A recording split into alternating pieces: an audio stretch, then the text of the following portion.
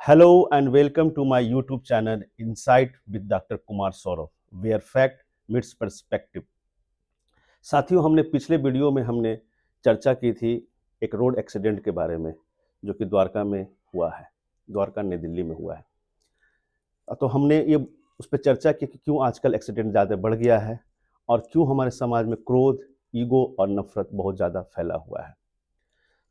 तो वीडियो के लास्ट तक बने रहें, हम इस पे पूरी चर्चा करेंगे, पूरी एनालिसिस करेंगे कि समाज का ये रूप, नफरत भरा रूप हमारे बीच आज के समय में क्यों आके खड़ा हो गया है और ढेर सारी मुसीबतों को बढ़ा दिया है।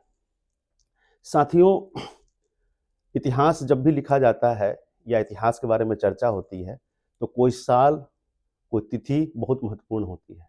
अगर भारत के परिप्रेक्ष्य में, इंडिया के पर्सपेक्टिव को अगर देखें तो एक तारीख है, एक साल है 1857। तो एक इंडिया 1857 के पहले था और इंडिया 1857 के बाद आया, तो उसमें इतिहास वो समझने में आपको आसानी होती है क्योंकि 1857 के बाद बहुत कुछ बदला इस हिंदुस्तान में। उसके बाद एक साल आता है 1947, हमारा मुल्क आज़ाद हुआ। ये तारीख बहुत इम्पोर्टेंट है राजनीतिक और मॉडर्न हिस्ट्री में। फिर एक एक पॉलिटिक्स को अगर समझे तो एक साल है 1990। 1990 के बाद राजनीति बिल्कुल दूसरे एक्सिस पे यहाँ पे भारत में घूमता है। फिर एक साल आया है 2014। यहाँ से भी चीज़ें बहुत दूसरे तरीके से, दूसरे एक्सिस में भारत का घूमना होता है। भारत झुकता है दूसरे एक्सिस पे। तो ये समझना हमें बहुत ज़रूरी है। अब मैं ऐसा क्यों कह रहा हूँ? क्योंकि 2014 के पहले मेरे जैसे आदमी को या आम कोई भी हिंदू हो, है ना, उनके अगर हनुमान जी को हम लोग याद करते थे, बचपन से जो हनुमान जी को हम लोग देखा है वह कुछ इस तरह का है।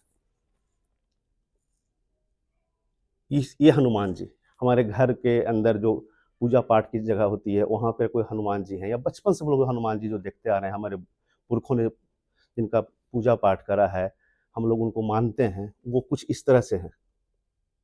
ठीक है सर। लेकिन आज के तारीख में जो ये हनुमान जी का जो जो सफ़र है, कितने शांत और कूल हनुमान जी हैं, बिल्कुल धैर्यपूर्वक मेडिटेट कर रहे हैं। वो 2014 के बाद ये हनुमान जी का रूप बिल्कुल चेंज होता है और आप अक्सर इस हनुमान जी को देखते हैं, एंग्री हनुमान। गौर से देखिए, आप अक्सर टैक्सी वाले भाई साहब के गाड़ी के पीछे अक्सर ये देखते होंगे और बहुत सारे आदमी के गाड़ी के पीछे देखते होंगे ये एंग्री हनुमान। इस हनुमान जी के सफ़र में कैसे हुआ, इसके पीछे आपको समझना पड़ेगा कि ये क्यों बनता है, कहाँ से ये मैन्युफैक्चर होता है और कैसे ये मार्केट में जाता है और कैसे दिमाग में ये असर करता है। ये समझना हम लोग को बहुत ज़रूरी है। साथियों, 2014 के बाद जब प्रधानमंत्री नरेंद्र मोदी इस देश के प्रधानमंत्री बने, उसके बाद चीज़ें बहुत बदली हैं। अगर उसको माइनर तरीके से उसको समझेंगे, उसको महसूस करेंगे, तब आप समझ पाएंगे। साथियों, 2014 के आसपास हल्का हल्का व्हाट्सएप ग्रुप, फेसबुक और व्हाट्सएप ग्रुप का दौर जो है बहुत फैला हिंदुस्तान में। व्हाट्सएप किस तरह से माइंड को कैप्चर करा है, खास करके बुजुर्ग का और बच्चों का। ये 14, 15, 18, 19, 20, 22 और बूढ़ों का, जो बुजुर्ग हैं, उसको हाईजैक किया है। व्हाट्सएप आता है आपके पास और कहता है कि क्या ये रामलला को लाइक मिल सकता है? आप कहेंगे वाह वाह, क्यों नहीं, लाइक मिल सकता है, शेयर मिल सकता है। फिर कुछ दिन के बाद वो एक मॉडल ला के रखेगा आपके पास, ये राम मंदिर, भव्य राम मंदिर बन जाएगा तो अच्छा है, आप बोलेंगे वाह, लाइक करें। उसके बाद आता है क्या हिंदू राष्ट्र बनेगा? आप कहेंगे हाँ हाँ हाँ, हिंदू राष्ट्र बनेगा, लाइक करते हैं। यहाँ तक तो सब ठीक है। फिर हिंदू राष्ट्र, फिर सारा एनालिसिस करता है कि हमारा किस तरह से झुकाव हो रहा है।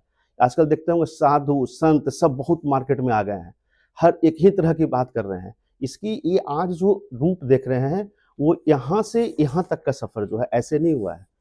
आप मैं दावे के साथ कह सकता हूँ कि 2014 के बाद ही ये फोटो आया है और मार्केट में आया है।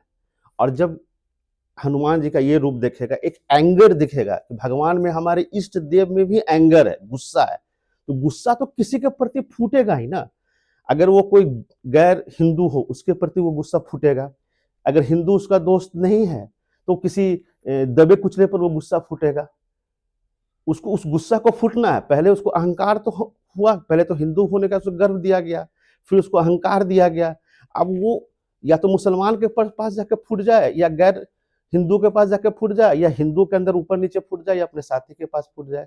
ये जो चैम्बर बनाया गया है 2014 से लेकर अभी 2026 में है, ये जो अमृत काल का जो दौर सो कॉल्ड है, उसका ये पूरा ये फैक्ट्री है, और इसके तहत ये सारी चीजें की गई हैं साथियों।